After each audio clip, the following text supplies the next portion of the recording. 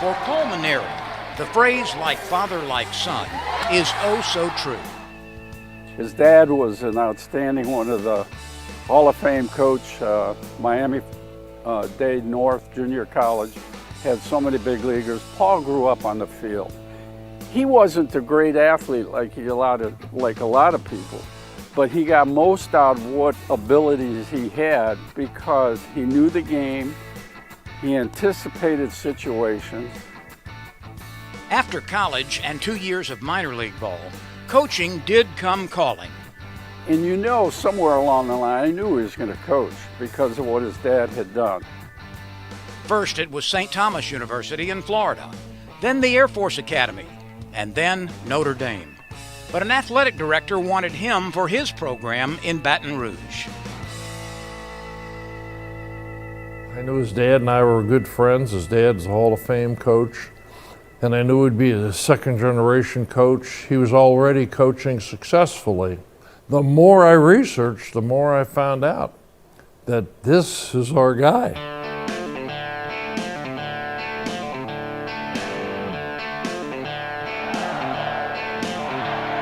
By his second year, the Tigers were back in Omaha. And 1 year later, in 2009, the Tigers were winning the national championship at the College World Series. And Paul needed some of his great players to come through. And everything kind of took off, just like it's designed to do.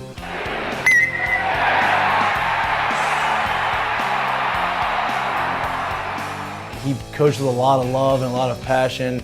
One thing he did really well, and at least he did it for me, I know he did it for a lot of the guys that I played with, is he had a very good knack of figuring out what players needed what.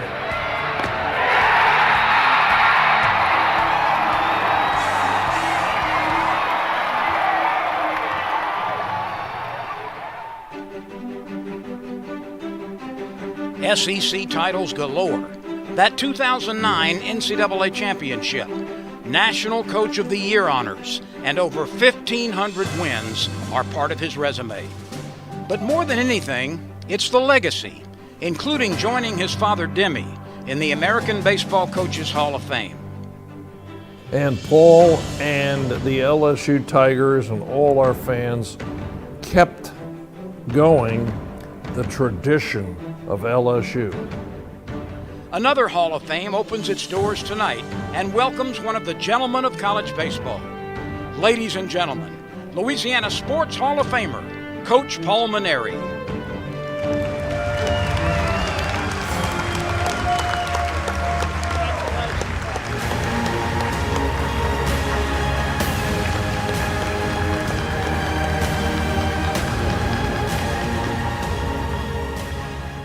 Congratulations, Coach. It's great to see you again. And How'd you like that little... the little shimmy? Yeah, it wasn't the gritty, you know, but hey, it was the rare spare that I got. You were ahead of the time. You were ahead of the time. For those of us who were fortunate enough to cover you in your career in Baton Rouge, and as we saw in the video, we know very well your relationship with your dad and his influence. What were some of the other coaches that had an influence on who Paul Mainieri became as a head coach? Well, I was very fortunate, Victor, because I grew up the son of this legendary junior college coach, and I learned so much from him. But, you know, after, you know, you become a little bit older, you become a high school athlete and then a college athlete, you hope that you will run across somebody else in your life that could also mentor you and teach you lessons, not only about how to grow as a ball player, but I knew I wanted to coach, and I needed somebody to mentor me. And by the good grace of God, I ended up meeting a man by the name of Ron Mainieri, who was interviewed in that piece I just saw at the University of New Orleans. And I had the great fortune of playing for him for 2 years, and it was the greatest experience anybody could have, especially a prospective coach. I had unbelievable teammates. George Perez is here tonight, and so many other great teammates. And Ron Mainieri taught me, even though I was just a player, of how to bring people together and to go after a common goal, how to promote the program in the community. And Ron Mainieri became like a second father to me.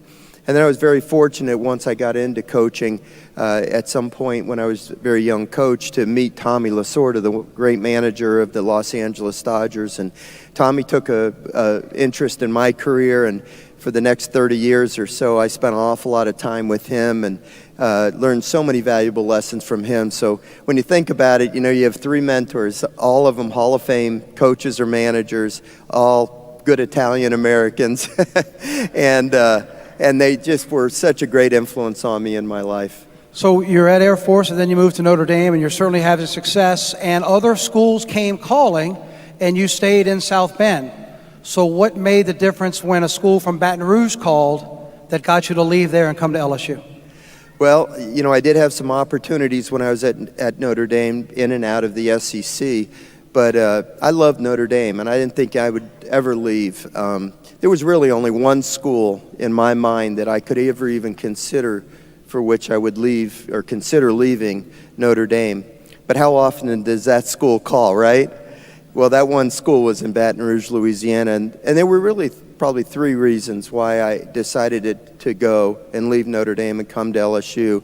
The first was because this was home for us. I had met my wife Karen at LSU. I had great friends. I mentioned George Perez. My wife's best friend, Christine Konovich, was in New Orleans. So we had wonderful friends down here in New Orleans, and in Louisiana, and we wanted to move back closer to be with them.